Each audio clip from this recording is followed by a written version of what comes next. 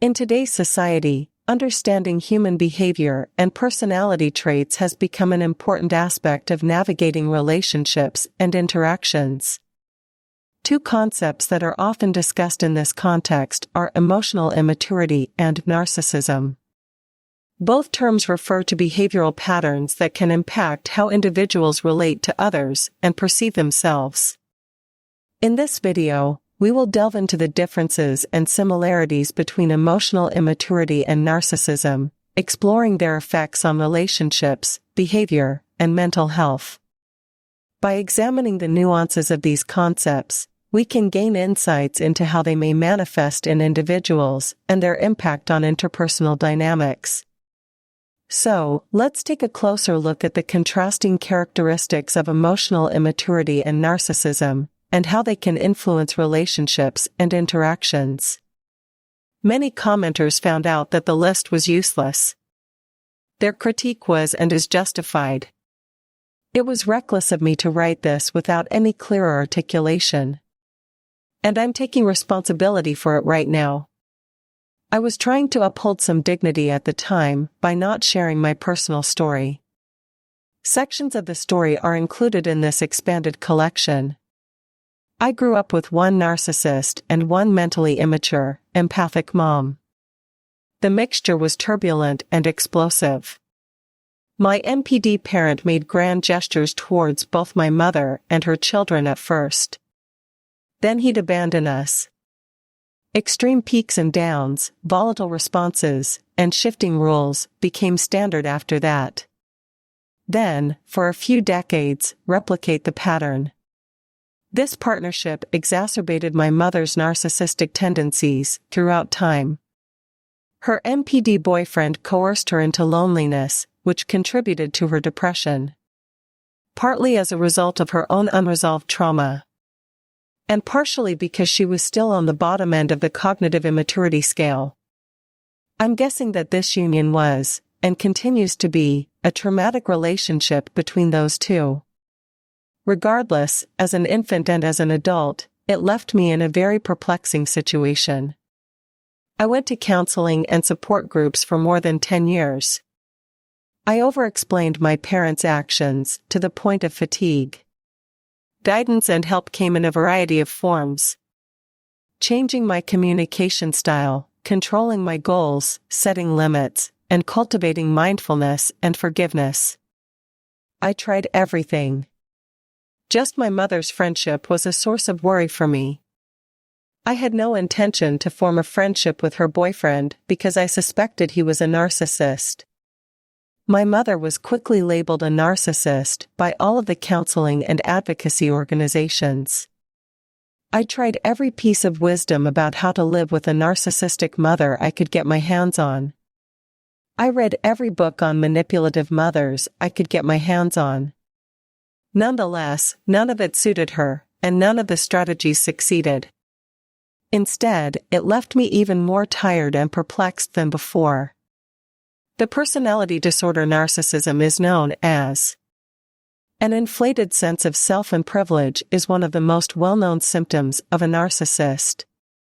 And without any credentials, they claim to be recognized as superior. They expect preferential treatment and unwavering obedience. Narcissists maintain an inflated sense of self. They need to be in front of the story. This is a short list, but because there are so many posts about it on the internet, I don't think I need to go through it again. This essay contrasts only malignant narcissism for clarification. MPD is classified as rare by the Mayo Clinic, with less than 200,000 cases reported. Take a look at their credentials. It's wonderful that we're beginning to note these characteristics. This is the first time these topics have been discussed or written about in decades. We're only now starting to hear about narcissists and share our encounters with them. And we're starting to figure out how to do all of that while still healing.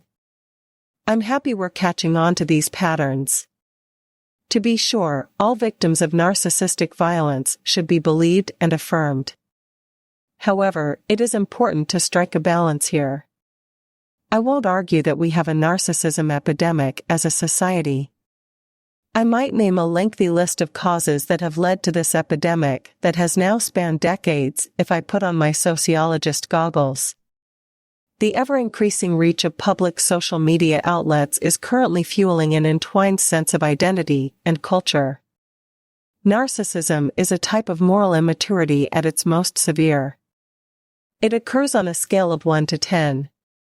The word narcissistic is often used to describe ordinary moral immaturity. They present themselves in almost similar ways. Here are a few ways to set yourself apart. Number 1, shift responsibility. Adults who are emotionally immature would not commit to a relationship. Instead, they revert to transferring responsibility.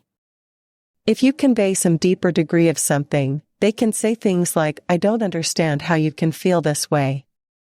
They will find excuses to point the finger at you rather than asking, "What makes you feel this way?" I labeled this as having immature protections before the upgrade. Narcissists will go to great lengths. They thrive on causing a response by controlling emotions. They do this in order to keep their strength and influence. Number 2, falsehood. Narcissists, too, engage in this conduct. It's more aptly represented as gaslighting. Narcissists are cold-blooded. When they do something, it's less likely that they'll tell a fib on the spur of the moment. Narcissists deceive by sowing skepticism and then doubling down on their tale. It is a domination trick that the narcissist would use. It's meant to make you question your own decision. In an unpleasant situation, EIAs will stick to pretending to stay out of trouble. This is due to their inability to communicate on an emotional level. If they are faced with an uncomfortable situation involving feelings, they will fib to get out of it. Number 3, dishonesty. Particularly when it comes to gifts or love. The practice of love bombing is a traditional narcissistic technique.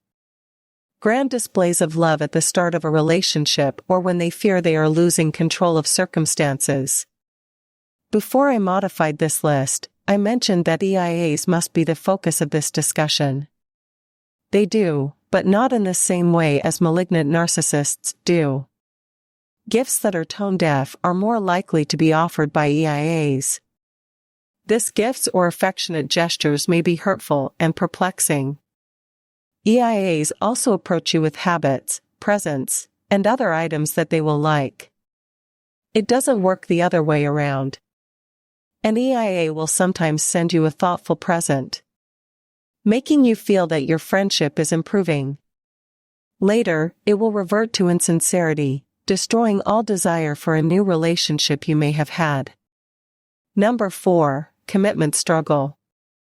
This can manifest as a lack of impulse control. This is what I called this previously. They don't plan or worry about the future. Having a tendency to behave rashly. When they are threatened, injured, or angry, they can act rashly, just like a child.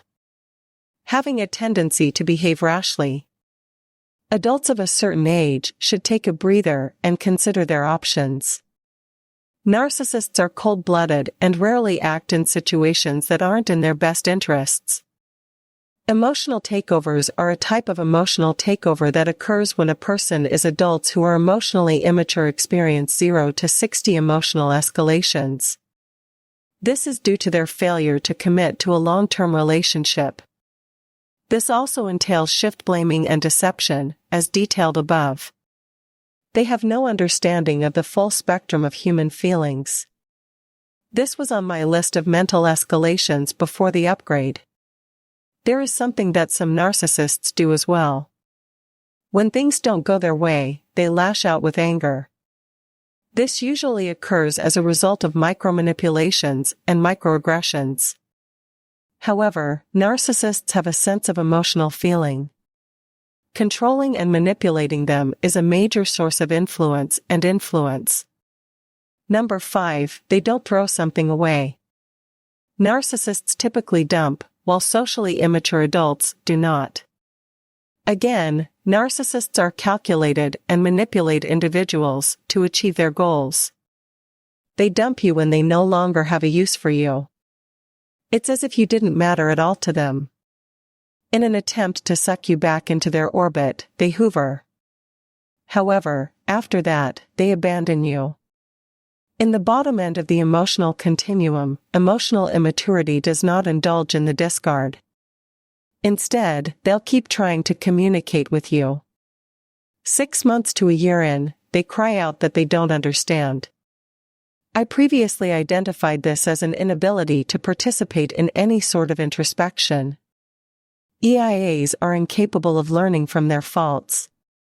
This is why they don't usually throw anything out. Many of these actions leave a whiff of narcissism in the breeze. This is how the two become entangled, and moral immaturity is mistaken for narcissism.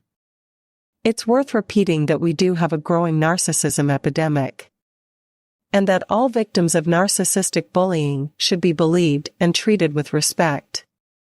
However, simple, low-level mental immaturity is also prevalent. Labeling other attitudes as selfish too quickly will trap us in a cycle of feeling torn between the two.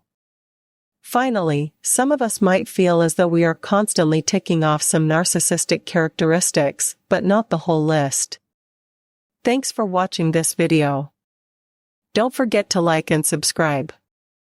If there is anything that needs to be discussed, write in the comments column below.